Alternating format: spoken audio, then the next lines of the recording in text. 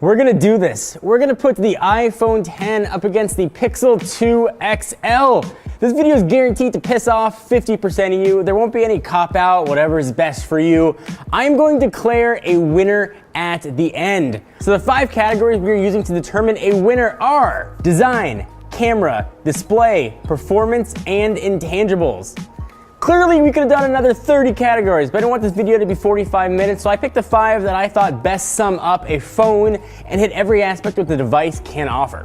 So let's start with design. Every company's trying to make a rectangle look sexy, and Apple is no exception. Holding the iPhone X is like holding a screen, albeit with my hairline notch right at the top. People seem to be pretty split on the notch. It's not my favorite design feature, but overall I really like the way the phone looks. I like that the front is completely devoid of buttons. It is a beautiful looking device. The glass on the back makes the phone feel really nice and premium as well. I'm split though on how I feel about the banding on the sides. I like it on the space gray version. On the silver version, it looks shiny, prone to scratches, it makes it look cheap to my eye. The back is made of glass, and Apple claims it's the strongest glass ever on a device. And it may be, I don't want to test it, but it is a fingerprint magnet, so at least bear that in mind. The biggest design flaw of the iPhone X comes from the camera and the hump that comes with those two 12 megapixel sensors. You can't put it on a desk and use it without it wobbling back and forth. I understand why this still has such a big camera hump. I would easily settle for a thicker phone with a bigger battery and no camera hump. But if you use your phone on a desk and you're constantly typing or watching a video, that wobble is going to get really annoying. So next, let's jump over to the Pixel 2 XL. The two-tone design's not for everybody. I've got the black version here. I kind of dig the look. It's more of an industrial design.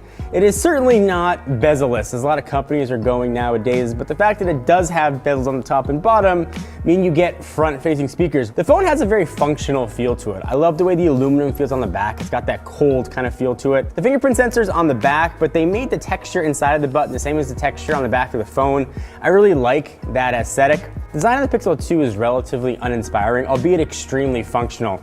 On the camera hump side, it's got a teeny tiny one, but not nearly as egregious as what you get on the iPhone. So when it comes down to just design, looking at both of these phones, you can see clearly different design directions. The iPhone X rises far above when it comes to design. Design category goes to Apple.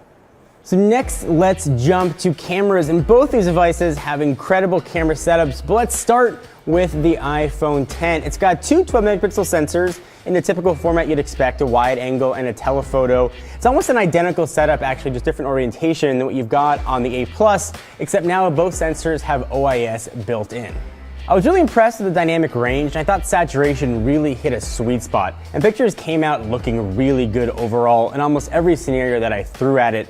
On the video side, 4K at 60 frames per second was pretty nice, but while you are recording video, again, OIS, you can almost run with this thing and the video is gonna look really stable. Portrait lighting, on the other hand, has been a completely mixed bag. In fact, I stopped using it completely because I couldn't rely on the results. Perhaps when it comes out of beta, it'll be a bit more useful, but if you have long hair, you can pretty much cross off really ever finding much of a use for it.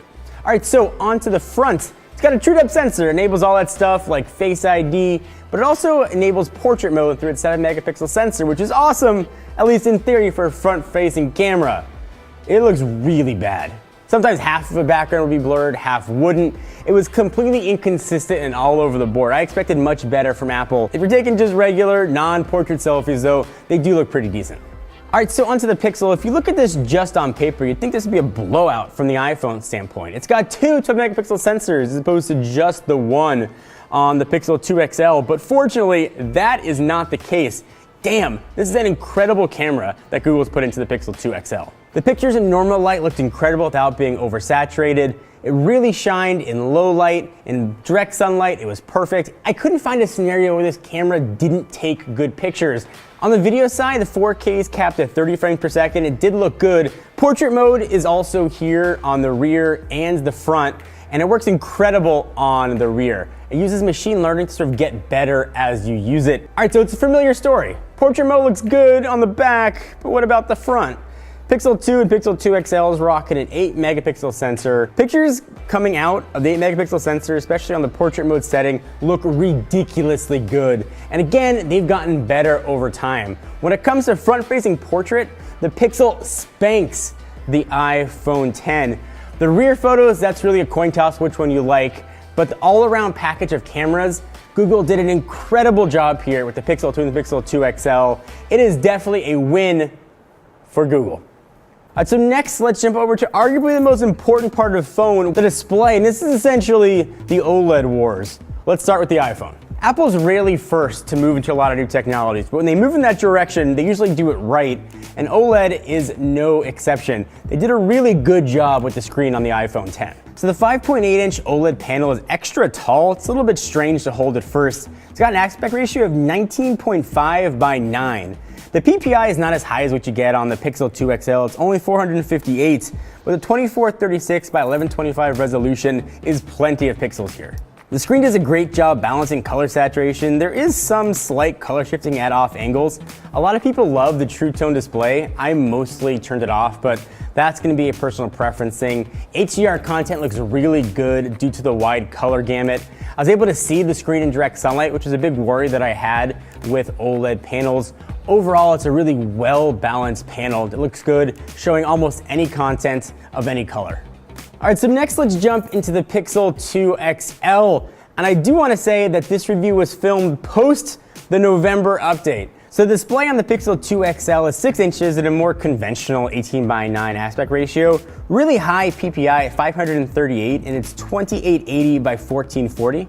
HDR content here is going to look good, same wide color gamut you've got on the iPhone 10, but there's a definite blue hue here to the device. Some people might like it. It really didn't sit well with my eye. The display looks good. I think it looks better post-update, but you compare the quality of the OLED panels on the XL versus on the iPhone, it is a clear win for Apple and the iPhone 10. Let's jump into performance. Both these phones are the current king of speed for the respective operating systems. The iPhone is an absolute screamer. The Pixel 2 XL is a beast. And everyday usage, both are really fast. So the only way that I could quantify speed was to go to the benchmarks. So the iPhone 10 is rocking A11 Bionic. That's got 2 high-powered cores and 4 low-powered cores paired with 3 gigs of RAM, although Apple doesn't like to tell you how much RAM is in their phone. The Pixel is using the familiar Snapdragon 835 with 4 high-powered cores and 4 low-powered cores. And again, you look at paper and think benchmarks would tell the story. It clearly seems like the Pixel has more perceived power. But damn, the results here were surprising. So on Geekbench, the iPhone got a single core score of 4,334 and a multi-core score of 10,842.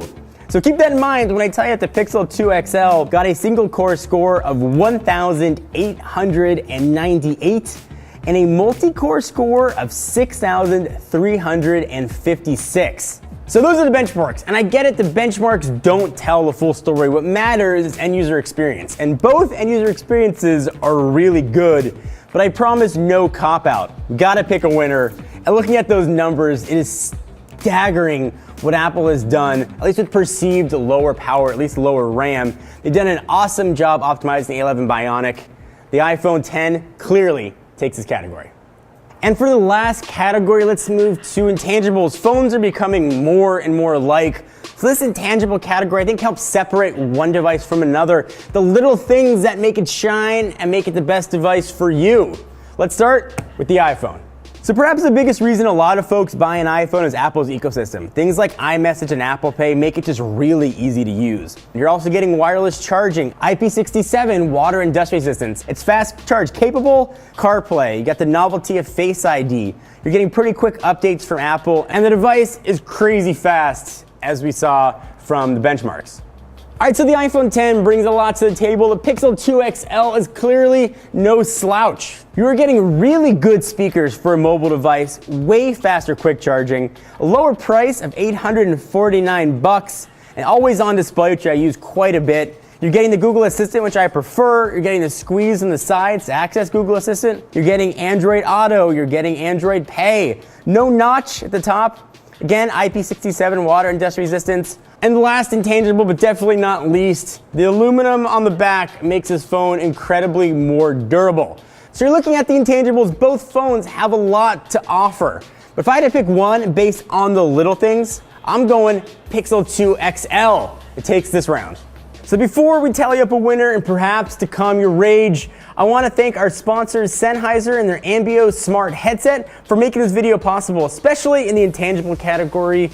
Both phones lost their headset jacks. You got to deal with either Lightning or USB-C, and these are an awesome option. So first, they do all the stuff you'd expect from a high-end pair of headphones. There's an app you can download, you can control different modes. Does a really good job with noise canceling. It's probably my favorite way to use it. You can also get some of the ambient noise piped in if you want to hear somebody talking to you. But perhaps the coolest thing is binaural audio, which is more commonly known as 3D audio. So when you plug these things into your phone and you're recording, when you play it back with the headphones in, you're going to hear them as they were when you recorded it. So you'll hear them out of the left ear or the right ear, depending on where they were located. It is an absolutely incredible way to listen back to audio. So right now, the Ambeo Smart Headset takes advantage of the Lightning protocol in the iPhone, but there's an Android version that'll be coming later. It's gonna work with Apple's camera app, of course, the Apogee Meta Recorder, Filmic Pro voice memos, and with any other stereo audio recording app you could find. There's a microphone built into each earpiece, so it's plug and play right out of the box, but there is an app available to download to give you a lot more settings and customization options. So again, this is the Ambeo Smart Headset. Thank you to Sennheiser for making this Versus video possible. We'll link to it down below if you want to learn more. It's been a hard-fought battle. 50% of you are probably crazy pissed at me, but don't be pissed. If you picked up one of these two phones, you got an incredible device, but only one can reign supreme. So the winner by a total of 3-2 is the iPhone X. It's been an incredible device. I love having a big screen with almost no bezels on an iPhone. I am getting one of the best phones I have ever used that is incredibly fast, powerful, and offers a lot of features I've been hoping Apple is going to offer, like quick charging and wireless charging are here. Finally, Apple has caught up to the best of Android and in a lot of ways has exceeded it. So what do you guys think? You probably already let me know in the comments. Do you agree with the iPhone X taking this battle? What do you want to see next for our Versus? Leave in the comments down below. Give the video a thumbs up. We always appreciate it. And most importantly, don't forget to hit that little bell to get notified when new videos are coming. We got a few awesome Versus lined up and you don't want to miss it. Hope you guys enjoyed. Until next time, I'm John Rettinger from Techno Buffalo.